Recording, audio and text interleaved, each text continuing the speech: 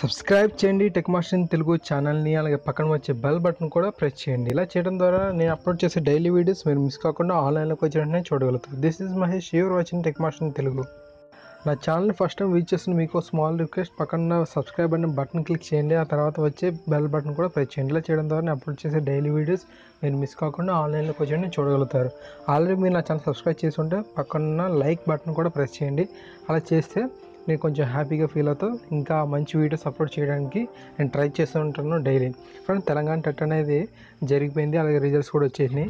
అలాగే డిఎస్సి కూడా రాబోతుందని వైరల్ అవుతుంది న్యూస్ అనేది. సో మీరు బాగా ప్రిపేర్ అవ్వండి. ఆల్రెడీ నేను డిఎస్సి పర్పస్ వీడియోస్ చేశాను. కింద నా యొక్క యూట్యూబ్ ఛానల్ లింక్ ఉంటుంది. మీరు అక్కడ క్లిక్ చేసినట్లయితే నేను అప్లోడ్ చేసిన అన్ని వీడియోస్ అనేవి ఎడ్యుకేషన్ పర్పస్ వీడియోస్ అనేవి మీరు మిస్ కాకుండా చూడగలుగుతారు. సో డైలీ వాటిని ప్రాక్టీస్ చేస్తుండండి.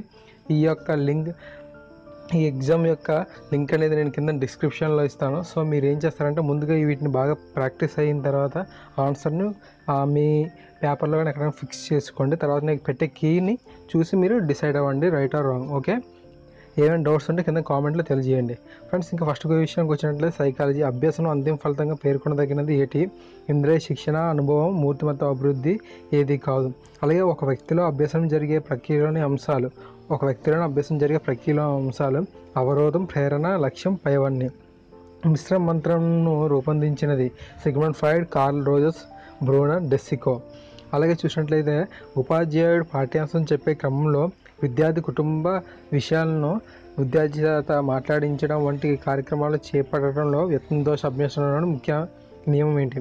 ఉపాధ్యాయుడు పాఠం చెప్పే క్రమంలో విద్యార్థి కుటుంబ విషయాలను అడిగి చెప్పాలన్నమాట. ఫలిత నియమం, ప్రేరణ నియమం, సంస్కృత నియమం, పైవేవికవు.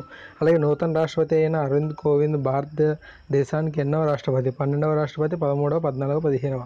ఓకే, కరెక్ట్గా ఆన్సర్ గుర్తించండి. అలాగే ఈజిప్ట్ దేశం ఏ ఖండంలో ఉంది? ఆఫ్రికా, ఆసియా, యూరప్, ఉత్తర అమెరికా.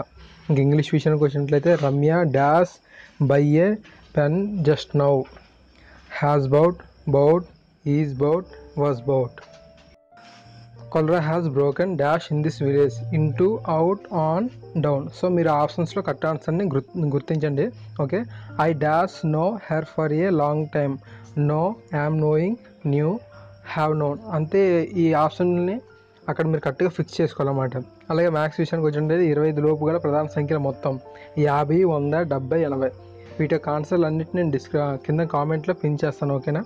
ఒక వస్తువు ప్రకటన వేల 500 రూపాయలు. వ్యాపారి దానిపై 10% రుసుము ఇచ్చి అమ్మిన వెల ఎంత? ఒక వ్యాపారి ఉన్నాడు, అతని ప్రకటన వేల ఒక వస్తువుకి 500 ఇచ్చాడు, దాని మీద 10% రుసుము పెంచాడు. అయితే అమ్మిన వెల ఎంత అని అంటున్నాడు? 440, 450, 460, 420. అలా చూసినట్లయితే సైన్స్ ప్రవాహి ఘర్షణ అనేది దేనిపై ఆధారపడుతుంది? ప్రవాహి స్వభావం, వస్తువు ఆకారం, వస్తువు వాడి, పైవన్నీ. అలాగే ఆహార పదార్థాలు పాడవకుండా ఉండుటకు దేన్ని కలుపుతారు? నైట్రోజన్ వాయువు, vitamin C, vitamin E. D option వచ్చినట్లయితే బి అండ్ సి, అంటే రెండింటికి ఒకటే ఆన్సర్ అని చెప్పాను. అలాగే కోడిగుడ్డు ఉడకబెట్టడం అనేది ఒక రసాయన మార్ప, భౌతిక మార్ప, పై రెండున ఏవి కాదా? అలాగే ఐక్యరాజ్య సమితి ఏ చెట్టును శతాబ్ది వృక్షంగా ప్రకటించింది? వేప, మర్రి, రావి, మామిడి. సో వీటిలో ఆన్సర్స్ మీరు గుర్తించండి ఫ్రెండ్స్. నేను కింద కామెంట్లో ఆన్సర్స్ అన్నీ నేను పిన్ చేస్తాను. సో ఇది మీకు బాగా యూజ్ఫుల్గా అవుతుంది.